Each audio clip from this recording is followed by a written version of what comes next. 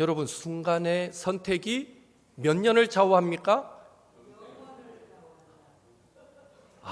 예, 맞습니다.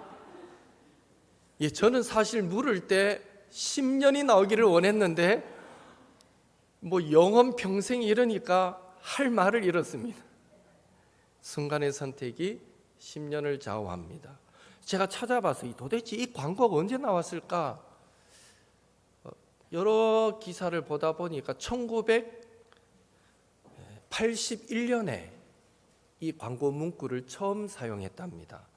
44년이나 지난 광고인데요, 그 당시 우리가 만든 제품을 사용하시면 10년을 보장합니다, 우리 제품이 확실합니다 라는 의미로 그 광고 문구가 만들어졌잖아요.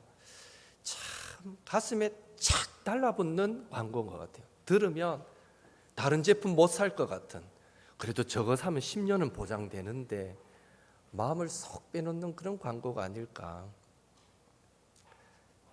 제 생각에 그 이후로 나왔던 광고 중에는 지금까지도 그 광고만큼 사람의 마음을 빼앗은 광고는 없는 것 같고요, 그 비슷하게 나왔던 광고가, 그 정도의 인기를 얻었던 광고는 제 생각에 산소 같은 여자, 그게 아니었을까라는 생각이 듭니다. 이영애가 화장품 광고할 때 산소 같은 여자, 그때 참 유행했어요. 산소 같은 여자. 좋습니다. 이 10년을 좌우한다, 순간의 선택, 이 말이 그 뒤로는 얼마나 많은 변형을 이루어서 사람들에게 사용되어졌습니까? 인생 선배들이 첫 직장을 구하는 후배들에게, 야, 이 한 번의 선택이 너 얼마나 중요한지 알아? 10년, 20년을 좌우해. 신중해라. 건강식품 사장님들이 고객의 건강을 위해서 결단하라는 의미로, 보험회사 설계사들이 고객들에게 행복한 미래를 위해서는 지금 결단해야 됩니다 라는 의미로 지금 이 순간의 선택이 10년을 결정지을 수 있습니다, 그럴 때 사용하잖아요. 선거철이 되면 특정 정당의 후보를 지지해달라고, 이번 이 선택이 4년을 결정짓습니다 이렇게 말하기도 하고요. 또 부모님이 진로를 두고 고민하는 자녀들, 연애를 시작하려는 자녀들, 결혼을 생각하는 자녀들에게 신중해라 라는 의미로, 너 순간의 선택이 평생을 좌우하니까 기도하면서 잘 선택해, 이렇게 권면할 수도 있습니다. 짧게는 10년, 길어도 3, 40년이면 어떤 좋은 물건이라도 다 구형이 되고 폐기 처분될 수밖에 없고, 어떤 좋은 관계더라도 그 관계는 이런저런 이유로 끊어지거나 약해질 수밖에 없음에도 불구하고 잠시 있다가 사라질 그것들을 위해서 우리 사람들은 그 순간순간 선택에 얼마나 신중을 기하며 살아가는지 모릅니다. 그런데 생각해 보면 우리 인생에 있어서 복음을 받아들이는 것, 신앙을 가지는 것보다, 예수님 믿고 구원받는 것보다 더 긴급하고 더 중요한 일이 어디 있겠습니까? 신앙을 받아들인다는 것은, 예수님을 믿고 구원받는다는 것은 10년, 20년, 100년의 문제가 아니라 영원을 좌우하기 때문입니다. 그런데 안타까운 사실은 아직도 많은 사람들이 영혼이 구원받는 이 문제를 그다지 심각하게 생각하지 않는다는 것입니다. 세상 사람들이야 복음을 모르니 그렇다 치더라도, 어쩌면 더 심각한 것은 예수님을 믿고 구원받은 성도들조차도 현실적인 문제들, 먹고 사는 그 문제들 때문에 영생 복락을 결정짓는 구원의 문제, 이미 얻은 구원이지만 아직 온전하게 이루어지지 않은 줄로 알고, 그래서 믿음과 순종으로 성취해 가야 할 그 구원의 문제를 가장 긴급하고 가장 중요한 일로 여기지 않고 살아갈 때가 있더라라는 것입니다. 오늘은요, 엘리멜렉, 나오미, 룻, 이 세 사람을 우리가 함께 살펴보면서 순간순간 이루어지는 그 선택이 우리에게 얼마나 중요한가를 생각해 보며 함께 도전받고 은혜 받는 시간이 되었으면 좋겠습니다. 첫째로 엘리멜렉과 관련하여서 우리가 얻는 교훈은 하나님을 떠나면 실패한다라는 것입니다. 한번 따라하겠습니다. 하나님을 떠나면 실패한다. 엘리멜렉 어떤 사람입니까? 2절에 의하면 엘리멜렉은 유다 베들레헴 에브랏 출신이었습니다. 여기 에브랏 이 말은 갈렙의 아내의 이름입니다. 그 시작은 역대상 2장 19절에 나오는데요. 갈렙의 아내 이름이 에브랏입니다. 에브라다라는 말로도 동일한 말이 에브라다라고 번역되기도 불려지기도 했는데요. 그 의미는 곡물의 땅, 곡식의 땅이라는 의미입니다. 그리고 여러분 베들레헴의 의미는 잘 알잖아요. 빵집, 떡집이라는 의미입니다. 그러니까 엘리멜렉이 베들레헴 에브라다, 베들레헴 에브랏 출신이었다라는 이 말은요, 엘리멜렉은 갈렙의 후손으로서 가문 대대로 많은 곡식이 있어서 유명한 방앗간 떡집이 있던 땅, 풍요의 땅에 살았던 믿음의 명문 가문의 사람이었다, 이런 의미가 되는 것입니다. 그런데 엘리멜렉은 그들의 조상이 약속의 땅에 자리 잡고 한 번도 이주한 적이 없었던 그 베들레헴 에브랏을 떠나 지금 어디로 이주하였습니까? 모압이라는 땅으로 옮겨갑니다.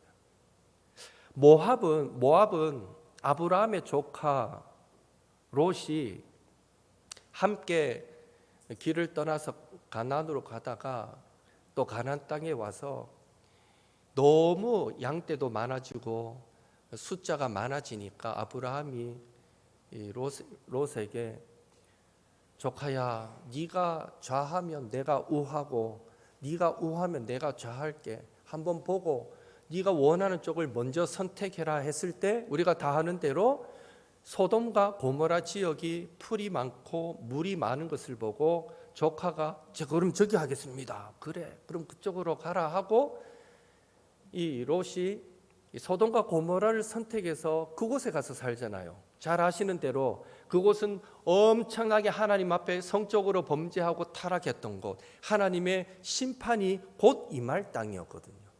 그래서 그 하나님의 심판 가운데 아브라함의 간절한 그 중보의 기도를 받으시고 하나님이 그 조카 롯의 가족을 심판 중에 천사를 보내서 건져내 주십니다.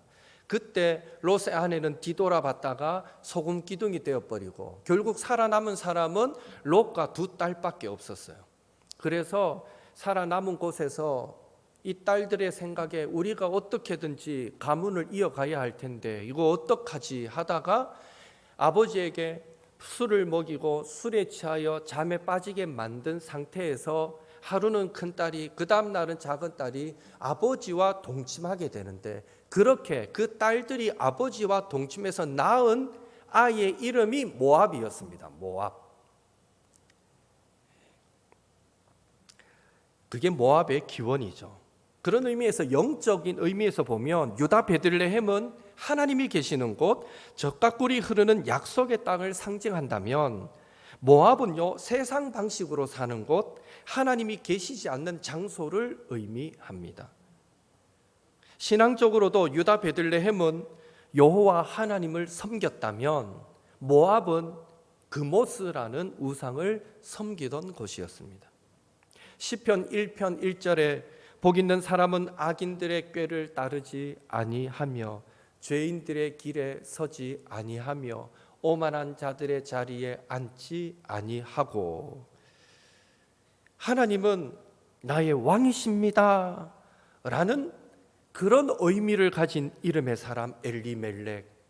그 엘리멜렉이 베들레헴 에브랏을 떠나서 모압으로 이주했다라는 것은요 결국 하나님의 사람이 하나님을 떠나 세상으로 들어갔다라는 의미밖에 되지 않는 것입니다. 엘리멜렉은 왜 가족을 데리고 모압으로 내려갔습니까? 1절에 보니까 사사들이 치리하던 때에 그 땅에 흉년이 드니라 라고 되어 있습니다. 겉으로 봐서는 그 땅에 흉년이 들었기 때문입니다. 처자식 먹여 살리기 위해 어쩔 수 없는 선택이었다라고 보입니다.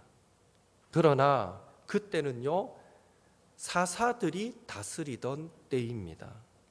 여러분 잘 알듯이 사사들이 다스리던 때, 그때는 영적으로 어땠습니까? 여호수아가 죽고 사울이 왕이 되기까지의 그 350년의 기간, 그 시대는요, 영적 혼란의 시대, 영적 암흑기였습니다. 사사기 17장 6절에 의하면 사사들이 다스릴 당시에 이스라엘 백성들은요, 전부 다 자기 소견에 옳은 대로 행하며 살았고요, 하나님을 떠나서 온갖 우상 숭배를 하며 살던 시대였습니다.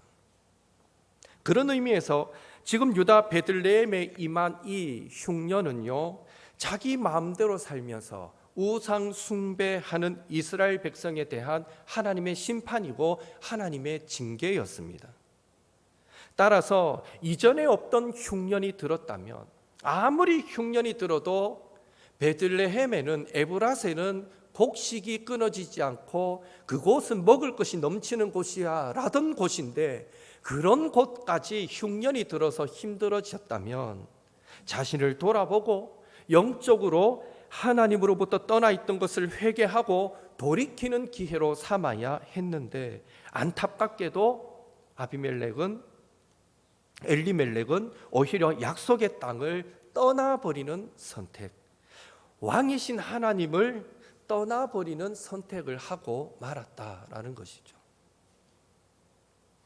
엘리멜렉 가족의 모압 이주가 하나님을 떠난 선택이다라고 볼 수밖에 없는 것은요, 만약 그들이 임시 체류하기 위해서 그 모압 땅으로 내려갔다면 결코 나오미는 그 아들들을 모압 여인들, 이방 여인들과 결혼시키지 않았을 것입니다.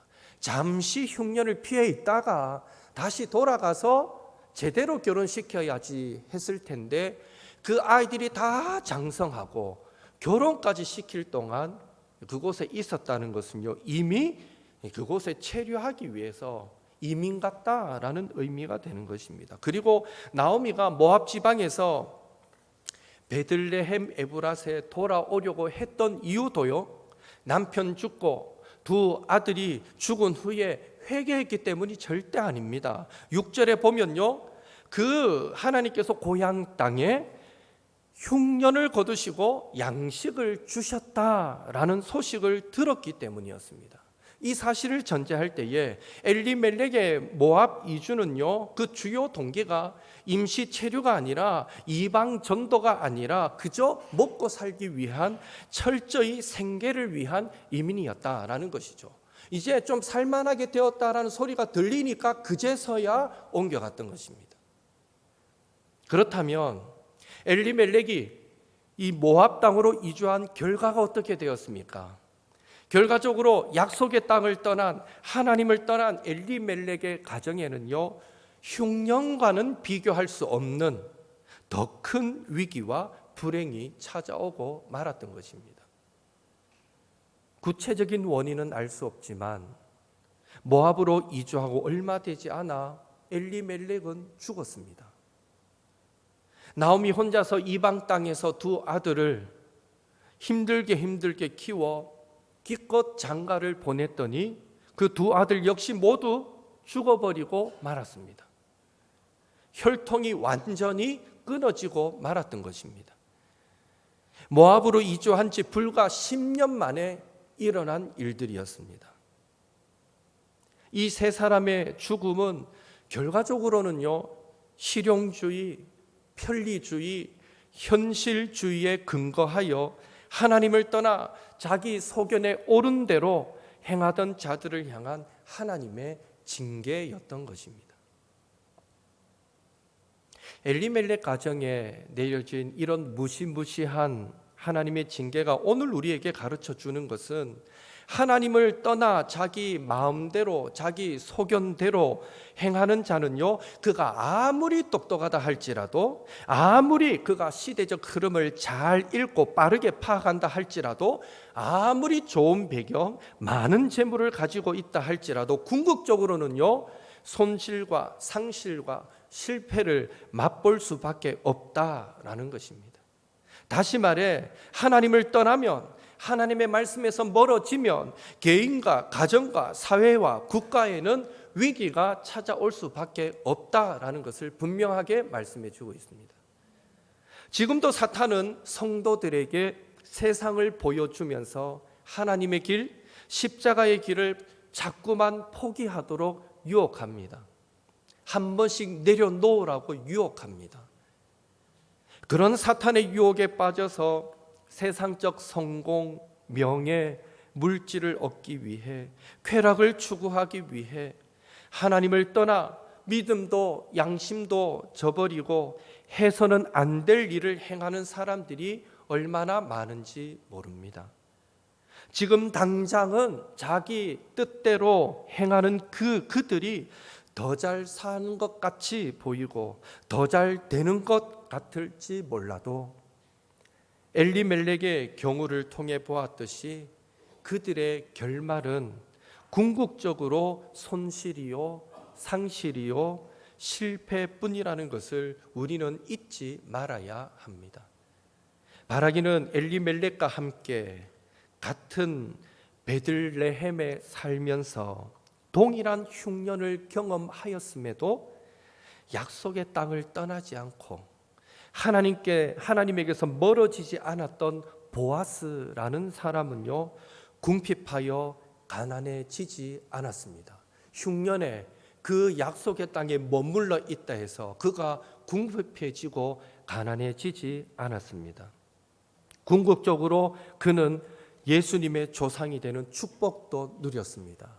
이런 사실을 우리가 기억하시고 우리 옥토에 속한 모든 성도들, 모든 가정들은 어떤 경우에도 특히 먹고 사는 일 때문에, 인간의 정욕과 탐심 때문에 하나님으로부터 멀어지거나 하나님을 떠나는 그런 선택하지 않게 되기를 예수님의 이름으로 축원합니다.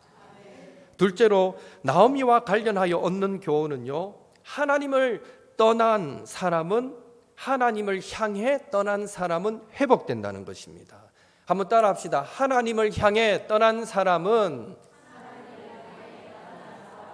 회복된다. 예, 하나님을 향해 떠난 사람은 회복된다는 것입니다. 여러분 아시는 대로 나오미라는 이름의 뜻은 기쁨, 희락, 즐거움입니다. 어려움 당하기 전에 그 베들레헴 에브라세 남편과 두 아들과 행복하게 살던, 풍족하게 살던 그때는 그 나오미의 이름 그대로였습니다. 기쁨과 행복과 즐거움만이 있었습니다. 모압 땅으로 내려간 나오미는 슬픈 여자가 되고 말았습니다. 남편과 두 아들 이름으로 완전한 실패, 완전한 절망, 완전한 고통, 완전한 슬픔을 당하고 말았습니다. 그래서 룻기 1장 20절에 보면 베들레헴으로 돌아온 나오미는요, 많은 사람들에게 자신을 나오미라고 부르지 말고 이제는 전능자가 나를 심히 괴롭게 하셨다라는 의미로 마라라고 불러라라고까지 말했습니다. 얼마나 남편 잃고 두 아들 잃은 그 고통이 컸으면 전능자가 나를 심히 괴롭게 했다라고 고백했겠습니다. 불행 중 다행인 것은요, 그 극심한 슬픔, 극심한 고통과 절망 가운데서도 나오미는 베들레헴, 즉 하나님 계시는 곳으로 돌아가기로 결단했다는 것입니다. 이유가 어찌 됐든지 간에 좀 더 잘 살아보겠다는 이유였었더라도 어찌 됐건 하나님 계시는 그곳으로, 약속의 땅으로 돌아가기로 결단했다는 것입니다. 실패의 자리, 슬픔의 자리에서 후회하고 눈물만 짓지 않고 하나님께로 돌아가기로 선택했다는 것입니다. 비록 남편 엘리멜렉을 따라 자기 소견에 옳은 대로 행했지만 하나님과의 그 관계를 회복하기 위해서 잘못된 길, 잘못된 선택에서 늦었지만 돌이킬 줄 알았던 것입니다. 그것이 바로 나오미가 칭찬받아 마땅한 점이다 라고 우리는 말할 수 있습니다. 왜 나오미가 베들레헴으로 돌아오는 일이 칭찬받을 만한 일일까요? 왜냐하면요, 나오미가 베들레헴으로 돌아오기 위해서는 그녀는 창피와 부끄러움이라는 장애물을 극복해야만 했습니다. 생각해보면 남편 두 아들 잃은 그녀가 베들레헴 사람들을 무슨 낯으로 만나겠습니까? 사람들이 말할 것입니다. 팔자가 센 여자구나. 자기들만 잘 살겠다고 고향을 떠나더니 꼴 좋다. 얼마나 수군되겠습니까? 바로 나오미는 그런 수치, 그런 모욕을 전제하고 베들레헴으로 돌아갈 것을 결단했던 것입니다. 그리고 창피와 부끄러움을 전제했다는 것은 이제는 자신의 잘못을 철저하게 뉘우치고 하나님께로 돌아가기로 결단했다라는 의미도 되는 것입니다. 그래서 하나님은 그런 나오미를 외면하지 않으시고요, 용서하시고 그의 가문을 회복시켜 주셨던 것입니다. 하나님은 오늘 우리에게도 말씀하십니다. 이사야 55장 6절 7절 같이 읽겠습니다. 너희는 여호와를 만날 만한 때에 찾으라. 가까이 계실 때에 부르라. 악인은 그의 길을, 불의한 자는 그의 생각을 버리고 여호와께로 돌아오라. 그리하면 그가 긍휼히 여기시리라. 우리 하나님께로 돌아오라. 그가 너그럽게 용서하시리라. 아멘. 하나님은 때론 성도의 삶 가운데 있는 불순물을 제거하기 위해 고난과 시련을 사용하십니다. 잘못된 생각, 잘못된 욕심, 잘못된 욕망, 그것들을 제거하기 위해 고난을 사용해 하나님께로 다시 돌아오도록 만드시는 것입니다. 그래서 바울도 로마서 5장 3절에서 11절에 보면 환난 가운데서 하나님의 자녀가 기뻐할 수 있는 이유를 말하는데요, 그것은 환난은 인내를, 또 인내는 연단을, 연단은 그리스도 예수 안에 있는 그 구원의 소망을 이루기 때문이다라고 분명하게 우리에게 가르쳐 줍니다.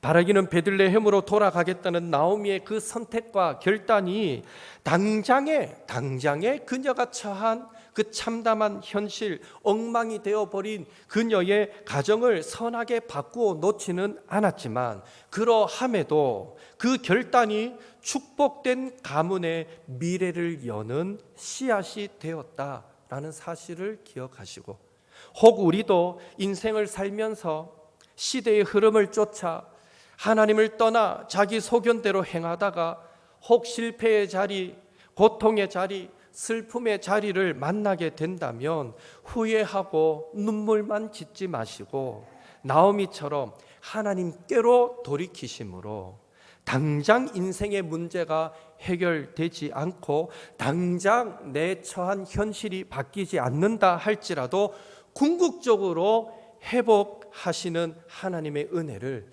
모두 받아 누리시는 우리 옥토의 성도님들 되시기를 예수님의 이름으로 축원합니다. 마지막으로 롯과 관련하여서 얻는 교훈은 하나님 때문에 떠나는 사람은 축복을 받는다는 것입니다. 따라합시다. 하나님 때문에 떠나는 사람은 복 받는다. 하나님 때문에 떠나는 사람은 복 받습니다. 7절 이하를 보면 나오미는요, 자신을 따라 나서는 두 며느리들에게 모압으로 돌아가라고 설명합니다. 그녀들이 유다 땅으로 가서는 안 될 현실적인 이유들이 있었기 때문이겠죠. 첫째, 어쩌면 나오미의 가장 큰 걱정이었을 수도 있는데요. 며느리들은 이스라엘 백성들이 그렇게 싫어하는 모압 여인, 이방 여인으로 만약 그녀들이 유다 땅으로 간다면 그곳에서는 멸시와 천대를 받으며 살아가야 할 불확실한 미래가 기다리고 있기 때문입니다. 둘째, 며느리들이 그들의 고향 모압 땅에 남아서 다시 재혼하여 남은 인생을 살아간다면 그것이 유다 땅에서 멸시당하며 사는 것보다 인간적으로 훨씬 낫기 때문입니다. 셋째, 11절에 나오미가 내 태중에 너희의 남편 될 아들들이 아직 있느냐라고 말했는데요. 이 말의 의미를 여러분은 잘 아십니다. 유대 전통대로 형이 죽으면 어떻게 합니까? 동생이 형수와 결혼해서 처음으로 낳는 아들은 형의 이름으로 가문을 잇도록 해주고 둘째 자식부터 자기 자식이 되어서 형수도 자기의 아내가 되어 함께 살게 됩니다. 이게 유대 전통이잖아요. 그런 의미에서 내 태중에 너희의 남편 될 아들들이 있느냐? 이 말은 만약에 내가 지금이라도 임신을 하고 있다면 복중에 아들이 하나라도 있다면 같이 가자 하겠다.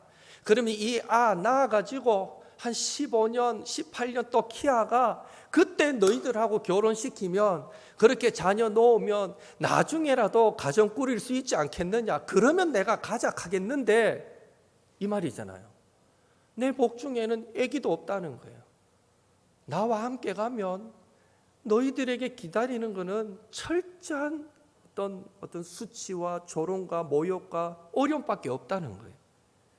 그래도 가려느냐? 그냥 너희 길을 가라. 나오미는 말합니다. 결국 첫째 며느리 오르바는요, 시어머니의 그 겉면에 설득당해서 모압 땅으로 돌아가 버렸죠. 그러나 둘째 며느리 룻은 포기하지 않습니다.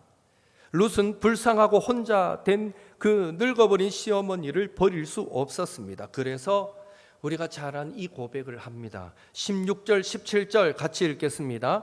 룻이 이르되 내게 어머니를 떠나며 어머니를 따르지 말고 돌아가라 강권하지 마옵소서. 어머니께서 가시는 곳에 나도 가고 어머니께서 머무시는 곳에서 나도 머물겠나이다.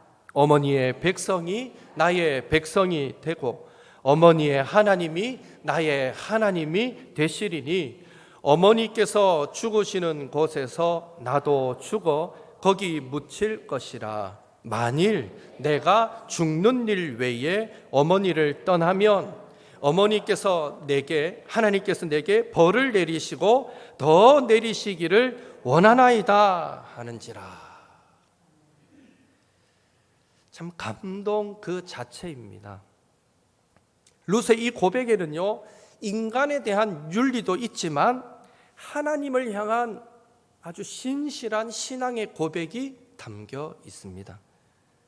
특별히 룻은 나오미와 함께 베들레헴에 도착하는 순간부터 시어머니의 밥상을 차려야 했기 때문에 아침부터 저녁까지 그 밭에 나가서 은근히 이방 여인이라고 무시하고 따돌리고 또 핀잔을 주고 곡식 줍는 거 방해하고 하는 그 분위기 속에서 아침부터 저녁까지 눈치 봐가면서 이삭을 주어야 하는 그런 현실적으로 힘든 삶을 살아가야 했던 것을 전제할 때 이 모든 것이 불확실한 가운데서도 당장의 편리함과 현실의 이익을 쫓지 않고 어머니와 하나님을 선택했다라는 것은 룻이 어머니를 대할 때에도 그리고 하나님을 향한 신앙이 있어서도 얼마나 신실했는가 하는 것을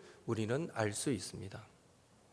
그래서 하나님은 모압 땅 그모스 신을 선택하지 않고 하나님을 선택한 룻의 인생을 역전시켜 주셨습니다. 그 그 인생을 역전시켜 주시죠. 영적으로 볼 때에 이전의 남편보다도 훨씬 더 좋은 남편 보아스를 만나게 해 주셨고요. 아들을 낳아 다윗 왕의 증조 할머니가 되게 하셨으며 오실 메시아 예수님의 조상이 되는 축복을 허락해 주셨던 것입니다. 이런 사실이 오늘 우리에게 주는 교훈은 하나님 때문에, 하나님 붙잡으려고, 하나님 따르려고, 하나님 때문에 떠나는 사람은 축복을 받는다는 것입니다. 쉬운 길, 눈에 보이는 편리함을 선택한 오르반은 나오미를 떠나 모압을 선택한 순간부터 잊혀진 자가 되었습니다. 금오소신을 선택한 순간부터 그녀는요 지옥의 불쏘시개가 되고 말았습니다. 하지만 룻은 어렵고 힘든 시간이 기다리고 있을지라도 나오미를 선택한 순간부터 영원히 기억되는 자가 되었고요, 하나님을 선택하는 순간부터 천국의 백성이 된 줄로 믿습니다.